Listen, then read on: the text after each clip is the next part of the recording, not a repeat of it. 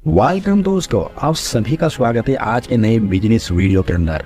ये वीडियो बहुत ज़्यादा इम्पोर्टेंट होने वाला है उन लोगों के लिए जिनके पास बजट बहुत कम है, पैसा बहुत कम है और सपने बहुत ज़्यादा। हमारे देश भारत में हर दूसरा या तीसरा नौजवान कारोबार को लेकर, नौकरी को लेकर और पैसों को लेकर बहुत ज़्यादा चिंतित नजर आता है। हर एक ये चाहता है कि वो ऐसा कारोबार करे, ऐसा बिजनेस करे जिसके अंदर इन्वेस्टमेंट कम हो लेकिन प्रॉफिट बहुत ज़्यादा।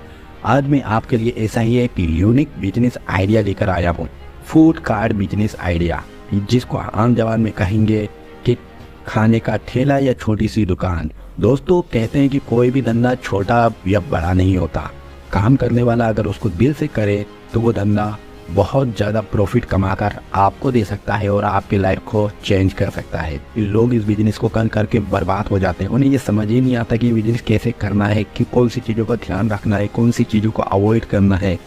और इसलिए आपके लिए पूरा एक्सप्लेनेशन लाया हूँ मैं इस बिजनेस का कि किस तरह से आप ये बिजनेस स्टार्ट करेंगे, किस तरह से इसको बढ़ाएंगे और एक अच्छा खासा पैसा कमा पाएंगे। दोस्तों, कोई भी बिजनेस पैसे से नहीं स्टार्ट किया जाता बल्कि एक्सपीरियंस से स्टार्ट किया जाता है। तो अगर आप फूड कार्ट बिजनेस स्टार्ट करना चाहते हैं तो सबसे पहले एक बात याद रखें, क्या आपको खाने की समझ है, आपको टेस्ट की समझ है, हाँ या नहीं।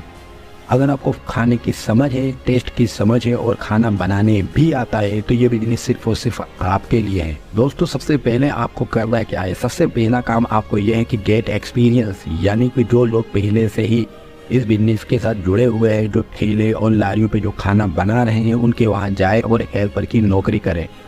15 दिन, महीना, 2 महीने के लिए उनके वहाँ नौकरी करके एक्सपीरियंस हासिल करें कि कौन सा काम किस तरह से किया जाता है, मार्जिन किस तरह से रखा जाता है, फूड के लिए जो ग्रोसरी है कहाँ से ली जाती है, कहाँ से अच्छी और सस्ती आइटम खरीदी जाती है, कस्टमर के साथ कैसा व्यवहार किया जाता है। दोस्तों, जितना ज़्यादा आप एक्सपीरियंस हासिल करोगे उतना ज़्यादा आपको पता चलेगा कि बिजनेस को किस तरह से करना है।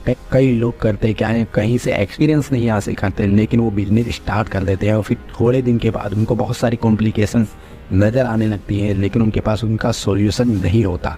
लेकिन अगर आपने एक्सपीरियंस हासिल कर लिया महीना 2 महीने का, तो उससे आपको बहुत सारी आइडियाज़ लग जाएंगे बिजनेस किस तरह से किया जाता है। एक बार आपने एक्सपीरियंस हासिल कर लिया, उसके बाद नंबर 2 पे आता है आपको किस तरीके का फूड कार्ट बिजनेस स्टार्ट करना है। क्या आपको नाश्ता बेचना है, क्या आपको साउथ इंडियन डिश बेचनी है, क्या आपको चाइनीज़ बेचना है, गुजराती थाली बेचनी है, किस तरह से आप बिजनेस करना चाहते हो, कौन सी डिश है जो फूड कार्ट बिजनेस के जरिए आप बेचना चाहते हैं, ये आपके दिमाग में एकदम क्लियर होना चाहिए। दोस्तों, कई लोग क्या करते हैं, बहुत सारी आइटम बेचने की कोशिश करते हैं लेकिन यहीं पर वो गलती कर देते हैं, क्योंकि आपका फूड कार्ट बहुत छोटा होगा, उसके ऊपर बहुत ज़्यादा आइटम्स नहीं आ सकते और बहुत सारी वेराइटी अगर आप लोगों को देने की कोशिश करोगे तो आप दे नहीं पाओगे और बहुत सारी चीज़ें ख़राब होंगी जिसकी वजह से आपको नुकसान हो सकता है। इसलिए स्पेशलाइज किस चीज़ का बिजनेस करना है उसके बारे में आप पहले सोच लीजिए। आपको नाश्ते में जाना है, आपको खाने में जाना है, खाने में कौन से खाने में जाना है, ये तमाम चीज़ें आपको पहले से क्रिस्टल क्लियर होनी चाहिए। उसके बाद ही बिजनेस स्टार्ट करें। एक बार ये तय हो जाए कि आप क्या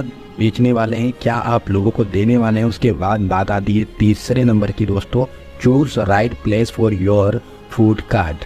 जी हाँ दोस्तों, अगर आप नाश्ता देने वाले हैं तो आप स्कूल या कॉलेज के बाहर या मार्केट के बाहर भी ये फूड कार्ट लगा सकते हैं। और अगर आप खाना देने वाले हैं तो आपको जिस तरीके का खाना बना रहे हो उस तरीके की पब्लिक के पास जाना पड़ेगा, वहाँ पर ही वो चीज़ चलेगी। अगर आपने राइट प्लेस नहीं चुनी, आपने टेस्ट अच्छा रखा, आपने हर चीज़ अच्छी लगी लेकिन आपने वो जगह नहीं चुनी सही से, तो आपका बिजनेस स्टार्ट होने से पहले ही ख़त्म हो जाएगा।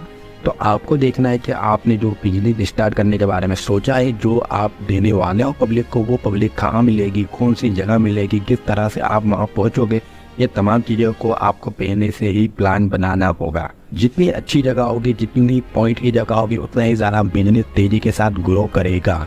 लेकिन अगर आपने जगह चुनने में गलती कर दी और ऐसी जगह पसंद कर ली जो कि बहुत ज़्यादा अच्छी नहीं है, तो फिर आपका बिजनेस चलते चलते ही ख़त्म हो जाएगा और आपको पता भी नहीं चलेगा। दोस्तों, जगह चुनते वक्त एक बात और खास ध्यान रखेंगे, अगर आपने बहुत निम्न कक्षा के पब्लिक के पास अगर अपना फूड कार्ट स्टार्ट किया तो वहाँ पर आपको बहुत कम नॉमिनल प्राइस रखना पड़ेगा, जिसकी वजह से आपको बहुत ज़्यादा प्रॉफिट हासिल नहीं हो पाएगा। लेकिन अगर आपने वही चीज़ के लिए एक अच्छी पॉश इलाके की जगह पसंद करी तो वहाँ पे आप प्राइस ज़्यादा भी रखोगे तब भी आपकी बिक्री अच्छी तरह से होगी। दोस्तों, जगह पसंद करने के बाद बात आती है कि आप कौन सी प्राइस पे अपना माल बेचोगे। तो दोस्तों जो भी चीज़ है पहले से ही आप एक बार बना लें, उसके बाद उसका कॉस्टिंग निकाल लें, उसके बाद एक ख़ास तौर पे मार्जिन निकाल लें कि भाई ये मार्जिन पे मेरे को ये चीज़ बन रही है और इतना प्रॉफिट मुझे आना चाहिए। कई बार फूड कार्ट बिजनेस के ऊपर लोग जो आते हैं वो ये सोच के आते हैं कि भाई फूड कार्ट है, यहाँ पर सस्ते में हम खा लेंगे, और यही चीज़ का ध्यान रखते हुए आपको प्राइस रखनी होगी।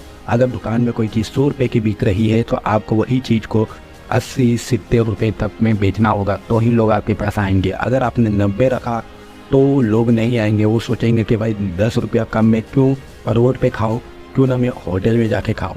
तो आपको ये बात का खास ध्यान रखना है कि आपको जो प्राइस रखना है वो 20 से 30%, 40% कम रखना है होटल से, ताकि लोग आपके पास आएँ और अच्छे से खाएं। दोस्तों प्राइस के बारे में एक और बात मैं कह दूँ कि कई बार क्या होता है, आप प्राइस के बारे में अंदाज़ा नहीं लगाते और डायरेक्ट चीज़ें बेचना शुरू कर देते हैं। फिर उसके बाद आपको जब मालूम पड़ता है कि यार प्रॉफिट नहीं हो रहा है तो आप प्राइस धीरे से बढ़ा देते हैं।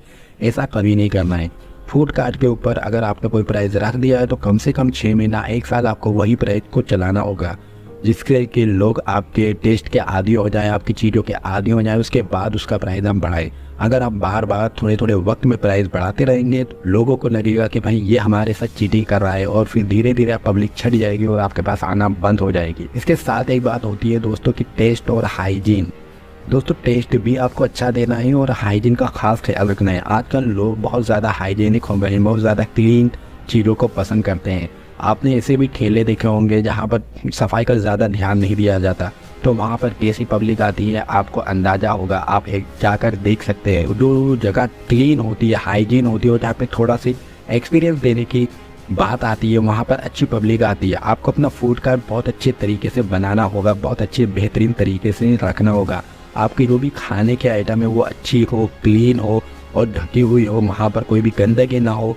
ये तमाम चीज़ों का ख्याल आपको रखना होगा, क्योंकि जो पब्लिक आपके पास आएगी ये तमाम चीज़ें भी देखेगी। दोस्तों टेस्ट को मेंटेन रखना बहुत ज़रूरी होता है, इसलिए आप टेस्ट को मेंटेन रख सकें इस तरह से आपको अपना कारोबार चलाना है। अगर आपने बावर्ची रखा है तो बावर्ची के साथ साथ खुद भी आपको काम करना है, क्योंकि बावर्ची अगर चले भी जाए तब भी आपको पता हो कि बावर्ची ने किस तरह से चीज़ें बनाता था, वही चीज़ें आप दूसरे बावर्ची से भी बनवा पाओ। लेकिन अगर आपने बावर्ची पर ध्यान नहीं दिया और वो वहाँ से चले गया तो भी जो दूसरा आएगा उसका टेस्ट कुछ अलग होगा, फिर पब्लिक को लगेगा कि भाई पहले का टेस्ट ज़्यादा अच्छा था, इसका अच्छा नहीं है, तब भी पब्लिक कट जाएगी। इसलिए आपको हर चीज़ का ध्यान रखना है। जो भी बावर्ची का टेस्ट अच्छा है उसी को रखना है और उससे चीज़ें सीखती रहनी है, ताकि अगर वो चले भी जाए तब भी आप दूसरे को समझा सको कि किस तरह से बनाना है, ताकि वो टेस्ट मेंटेन रहे। शुरुआत में अगर आप हेल्पर ना रखें तो बेहतर होगा।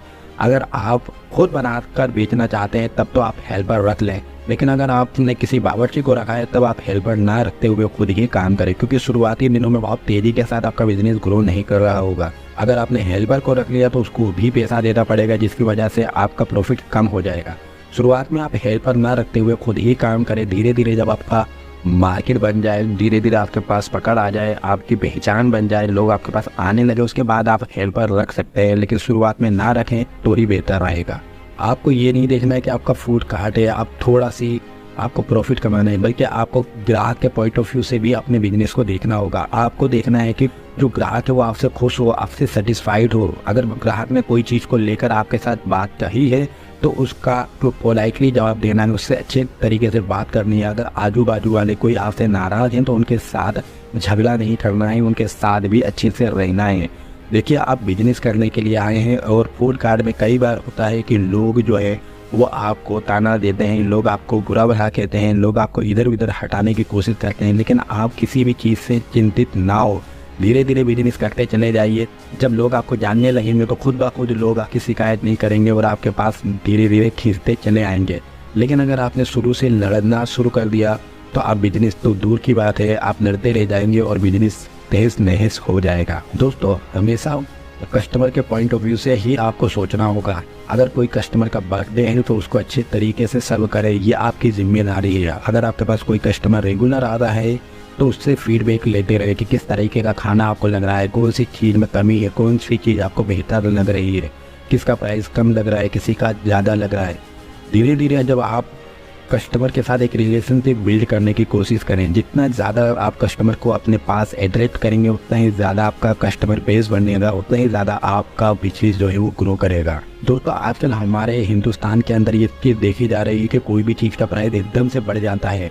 जैसे कि पिछले दिनों टमाटर का प्राइस बढ़ गया था, तो इस बात का खास ध्यान रखते हुए आपको प्राइस चुननी है। ऐसा प्राइस रखें कि अगर कोई चीज़ का भाव बहुत तेज़ी के साथ बढ़ भी जाए तब भी आपके बिजनेस पर बहुत ज़्यादा असर ना हो, आपको नुकसान ना हो।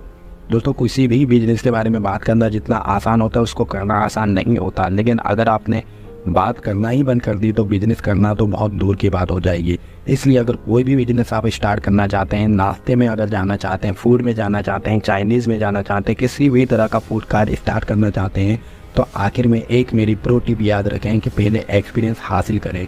जब आपको पूरा कॉन्फिडेंट हो जाए कि ये बिजनेस को पूरी तरह से मैं समझ चुका हूँ, उसके बाद ही इन्वेस्टमेंट करें। और अगर आपने ऐसा किया तो यकीनन आपके एक भी रुपये डूबेंगे नहीं, बल्कि आप हज़ारों से लाखों रुपये आसानी के साथ कमा पाओगे और अपने बिजनेस को ग्रो करके अपने लिए, अपनी फैमिली के लिए और अपने देश के लिए बहुत बड़ा काम कर पाओगे।